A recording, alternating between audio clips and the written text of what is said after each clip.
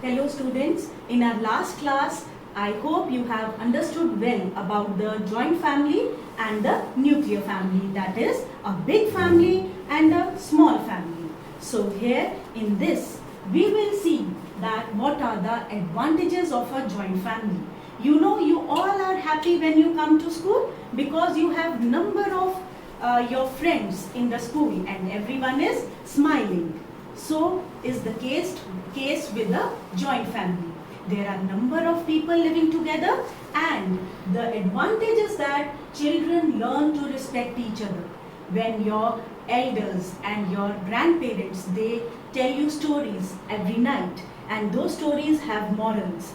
Those stories tell us how to respect our elders. And in the similar way, in a joint family, we learn to respect each other. Then there is equal distribution of work. When Raju was in the city, all household work was done by his mother, whether it was cooking or washing or cleaning the utensils.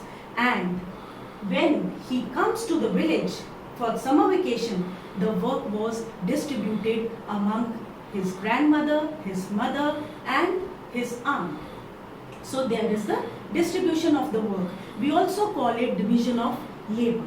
Then love and affection is there. You are happy with your friends in the school. Similarly, you are happy with your cousins, with your siblings, with your brother, sister at home because you play, you fight, you do everything together.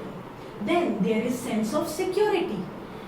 That is, we never feel that I will be alone. Whereas in the big cities, children are often left alone in the houses and they are scared. But in the joint families, there is no case that a child will be scared to live alone, right? And there is support in the crisis. When you fight, you often say कि मैं अपने भरा नु बुला के ले आया, right? So there is a support system when we live in a joint family. In any type of crisis, our grandfather, our uncles, our fathers, they come together and fight for that crisis. So basically we have written 5 advantages of the joint family. Now there is a change in the trend of the family and our chapter itself says that changing family trends, how it has changed. You must have broadly come to know that there are joint families and they have changed a long way and now the people go for some jobs to take some jobs outside and they have to shift from the joint family to the nuclear family. Now we can always inquire our grandparents that how were the families far behind when they were kids. How do they play? Because there were no gadgets. You all have computers, you all have iPads, you all have your mobile phones, your video games. But they had no gadgets, no transportation system was so well defined as it is now. So their toys and their clothes changed altogether.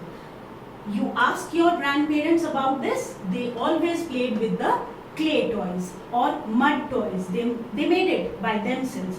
They played with the marbles. They played with the handmade puppets. And they always wear dhoti, kurta and turban. And ladies used to wear salwar, suit along with dupatta. These were the mandatory conditions. But nowadays, when the time has changed, all you children, your toys, your clothes are basically different from what it used to be with your grandfather. You always play, you all have video games, you all have iPads, mobile phones and today no one wears dhoti or kurta. You all are in jeans and t-shirts, whether it is a boy or it is a girl. So basically we have understood the changing trends in the families. And in this lesson we have also understood that there are advantages of a joint family. That's why we have written hum saath saath hain and they all are smiling. So thank you for today. Please tomorrow come with the paper and a pencil, because we will do an activity and we will make a family tree. Thank you so much.